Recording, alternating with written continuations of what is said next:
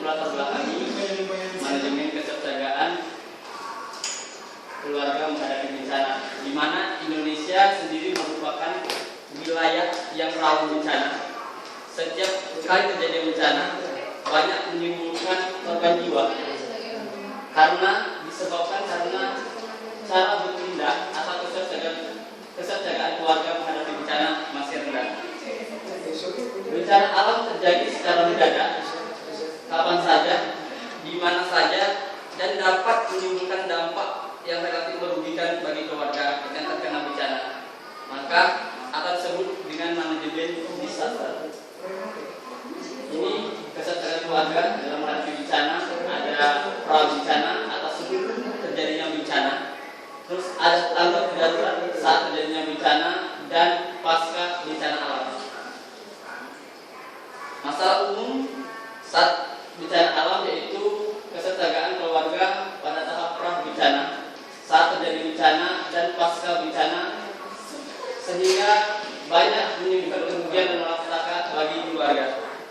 Tujuannya itu untuk memberikan pedoman dalam menyusun rencana penanggulangan bencana bagi keluarga untuk mengantisipasi kemungkinan terjadinya bencana guna menghindari jatuhnya korban jiwa, kerugian atau denda. Dengan tujuan dari manajemen perencanaan dan tugas kami. Ini perencanaan penanggulangan bencana alam, ada pra bencana, terus ada saat terjadinya bencana, dan nanti ada saat pasca bencana. Kalau untuk pra bencana itu meliputi situasi terjadinya bencana.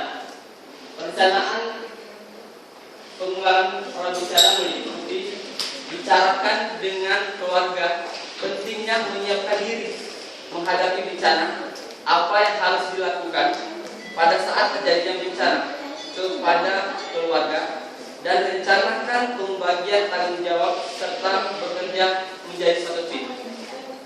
Yang kedua, tentukan jenis lokasi pertemuan jika terjadinya bencana. Semua anggota keluarga harus mengetahui alamat lokasi pertemuan dan nomor telepon yang dapat dihubungi. Yang ketiga, tentukan kerabat keluarga atau teman di luar wilayah tempat tinggal Anda sebagai pihak yang dapat dihubungi atau diminta bantuan ketika terjadinya bencana. Yang selanjutnya, kurangi risiko kecelakaan atau kemacetan dengan tidak menggunakan kendaraan roda 4 dalam melakukan evakuasi. Kemudian catatlah nomor telepon darurat seperti pemadam kebakaran, polisi, ambulans, SAR, dan sebagainya.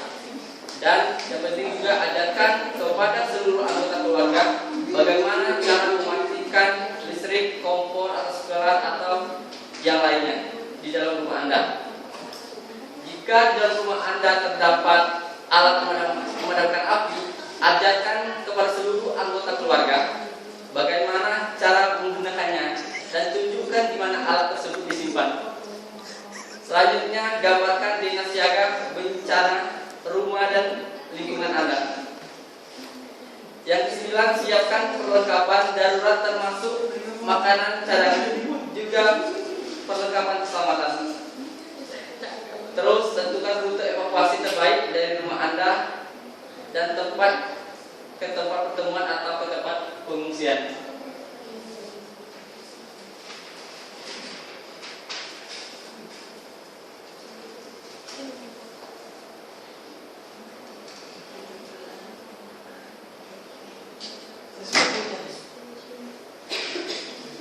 Ini situasi adalah situasi terdapat potensi sebelum pasca bencana, banyak suatu perencanaan yang dilakukan dan beberapa latihan.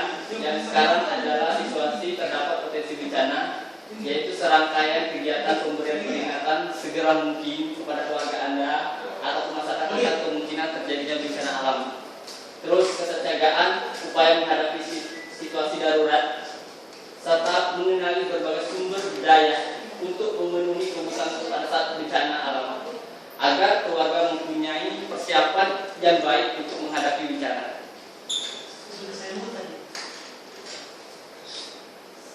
Sekarang tadi adalah bencana, sekarang saat terjadinya bencana. Tadi saya sebut, step lanjut lagi. Tahap darurat merupakan tahap penindakan atau tahap pengerahan pertolongan untuk membantu anggota keluarga yang tertimpa bencana guna menghindari tambahnya korban.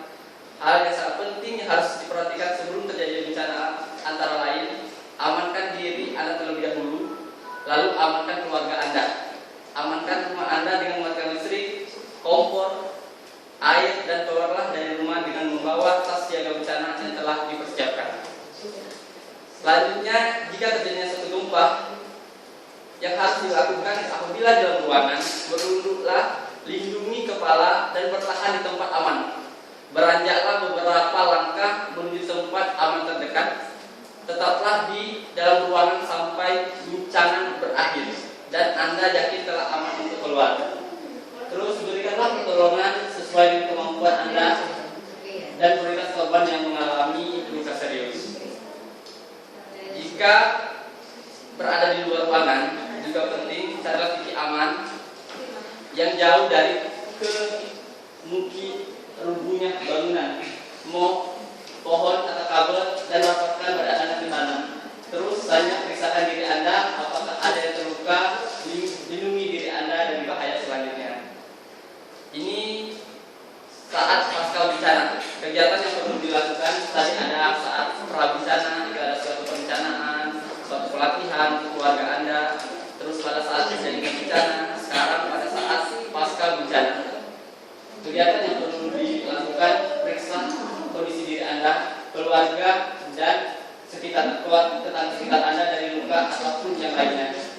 Terus jangan coba untuk memindahkan korban yang terluka berat tanpa pertolongan dari orang yang profesional untuk mencegah luka atau keadaan yang lebih parah lagi.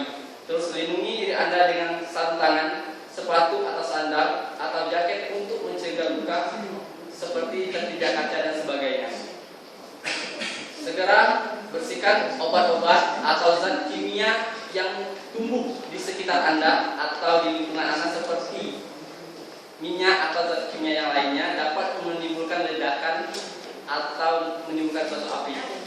Terus cek kerusakan yang terjadi di rumah Anda. Jika banyak retakan, segera evakuasi keluarga Anda dari dalam rumah tersebut. Terus setelah diri Anda dan keluarga selamat, cek bagaimana tetangga dan di sekitar Anda. Cari informasi dengan mendengar radio tentang bencana susulan atau sumber informasi lainnya. Dan yang penting jangan menyebarkan suatu rumor atau isu tidak jelas yang dapat menimbulkan kegemaran. Kesimpulannya, pedoman kesetaraan keluarga sebelum terjadi bencana alam yaitu perencanaan, penanggulangan bencana pada anggota keluarga, terus penerapan sistem pendidikan dan latihan dalam keluarga. Pedoman kesetaraan keluarga saat terjadi bencana alam melakukan penyelamatan terhadap anggota keluarga dan melakukan suatu kegiatan evakuasi yang tepat. Kemudian pedoman kesetaraan keluarga setelah terjadinya bencana alam melakukan kegiatan rehabilitas dan rekonstruksi dalam kehidupan keluarga. Sarannya untuk aspek preventif, keluarga memiliki kesiapsiagaan terhadap bencana yang berada di lingkungan sehingga diharapkan bencana tidak menimbulkan korban yang lebih banyak. Terus aspek promotif, melakukan kegiatan pelatihan secara berkelanjutan pada keluarga dalam kesiapsiagaan menghadapi suatu bencana. Terus dari aspek kuratif, dalam sebuah keluarga harus terjadi obat untuk pertolongan primer sehingga saat terjadi masalah kesehatan dapat memberikan pertolongan sesuai dengan kemampuan. Terus yang selanjutnya adalah aspek rehabilitas, juga penting memberikan konseling kepada anggota keluarga supaya tidak terjadinya permasalahan